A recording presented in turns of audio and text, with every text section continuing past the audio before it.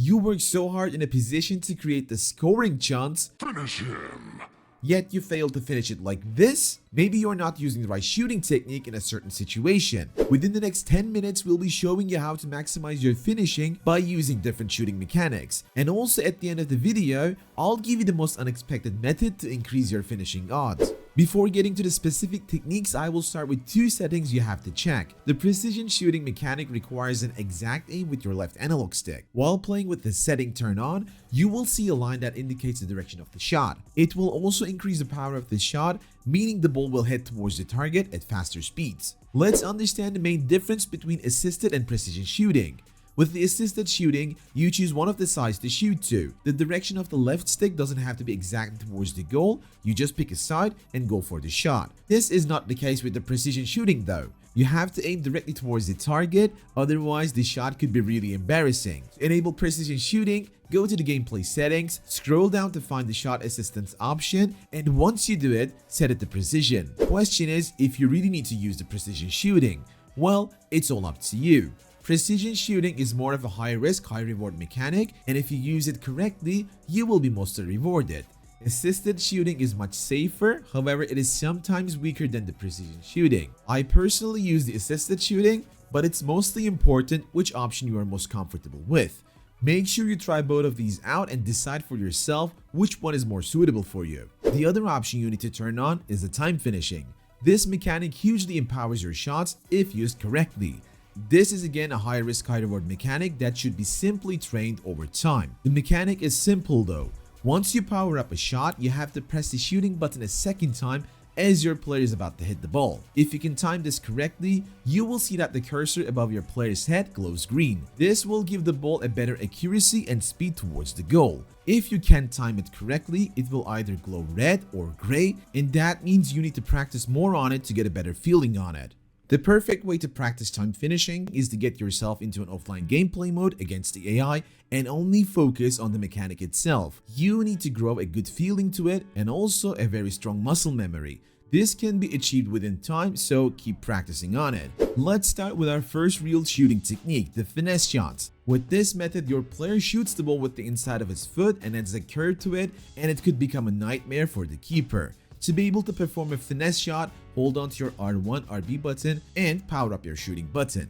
If you have assisted shooting, you just need to pick a side and shoot. However, if you have precision shooting, your aim with the left analog stick has to be exactly towards the corner. The finesse shot works both in 1 versus 1 situations and from the distance. Setting up the perfect finesse shot requires one simple trick. You need to have a diagonal shooting angle around 45 degrees towards your target. This shooting angle will enhance the curve that you need for the finesse shot. So, before going for a finesse shot, make sure you get one final touch on the ball to create this angle and get the perfect finesse. One other thing that enhances the finesse shot is the playstyle. If you have a player with the finesse playstyle, especially the +1, you can think of bombarding the goal whenever you have the chance. As seen in this example, I am trying to create the finesse angle with a player who has the playstyle.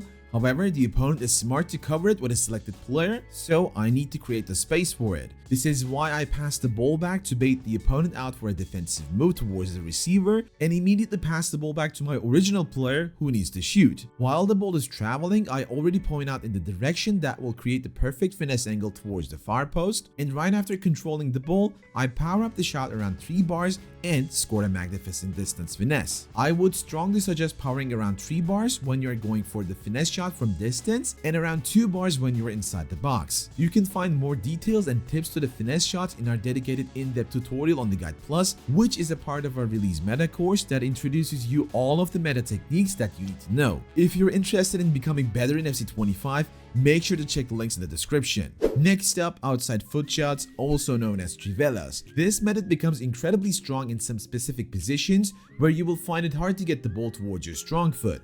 To be able to perform an outside the foot shot, hold on to your L2, LT button and power up a shot while the ball is closer to your weak foot. This will help you avoid using your weak foot and instead shoot with the outside of your stronger one and give it a curve. You can use the outside the foot shots in close range or from the distance. The aiming and the power adjustment are very similar to the finesse shots. You only change which foot you are using during the shot while switching between both techniques. Here, as I see the keeper a little bit towards the upper side of the goal, I want to shoot the ball towards the far post. However, the ball is towards my player's weak foot and I want to avoid it.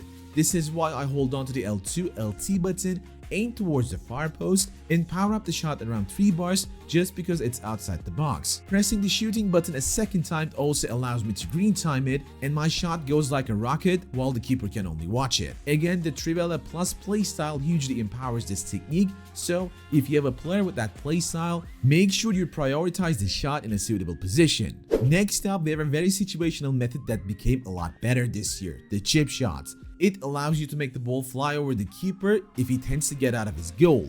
You need to hold on to the L1, LB button while shooting to chip the ball over the keeper. The ideal time to go for a chip shot is when the keeper leaves his goal and runs towards you. Once they overcommit to their pullout, make sure to chip the ball away from the direction they are coming from, either towards the center or towards the far post, so that he won't be able to get a single touch to stop it. That means the left stick input is super important. The optimal spot to go for a chip shot is when you're about to enter the box or a couple of steps after, and the power adjustment should be around 2 bars. Let's see an example. I get him behind the defensive line and already see that the keeper is coming out. If he overcommits to his run, I will be able to get myself in a very optimal chip shot spot as I'm about to enter the box. So taking one more step allows me to see that he's completely coming out, and this is where I decide to commit to the chip as well. So I point out the far post away from his running lane, hold on to the L1, LB, and power up the shot around 2 bars. The keeper will dive in and miss the ball completely, and I score an easy goal. As mentioned, chip shots are more reliable this year, and they're a very strong tool to beat the keepers in 1 versus 1 situations. We are coming to another method that is completely broken this year, the power shots. Sometimes you need power to break the keeper, and this shooting type exactly provides that. To be able to execute a power shot, hold on to your both L1 R1 or LB RB buttons together while shooting. Aiming with your left analog stick is extremely important as power shots get aimed manually. If you don't aim correctly towards the goal with your left analog stick, you might even find your shot in the funny moments compilations around YouTube. Your player will also need some time to prepare the power shot and becomes vulnerable for tackles in that time. You either need some space and time before you go for a power shot, or a player with the playstyle Powershot Plus. Powershot Plus extremely reduces the time penalty of this method, and you shoot the ball rapidly with more power as if you're going for a normal shot. In this example, the ball lands on my feet and I have a clear shooting angle from the distance, and I just want to go for a banger here. This is why I hold on to the L1 R1 buttons together, power up the shot around 3 bars while exactly pointing out the far post, and as my player is about to hit the ball, I press the shooting button a second time for the time finishing, still pointing out the same exact direction. With that, I send another bazooka towards the target and enjoy the goal. Another shooting technique that needs to be manually aimed at is the headers. If you don't aim the goal while going for a header, you can slightly miss the goal like this, or with a huge margin like that. Both ways, you need to be really careful with the left analog stick input. Here, I cross the ball in, and while the ball is mid-air, I already point out the side I want to put the header to, and then stick to the left stick input even after that. The left stick input consistency is the key here.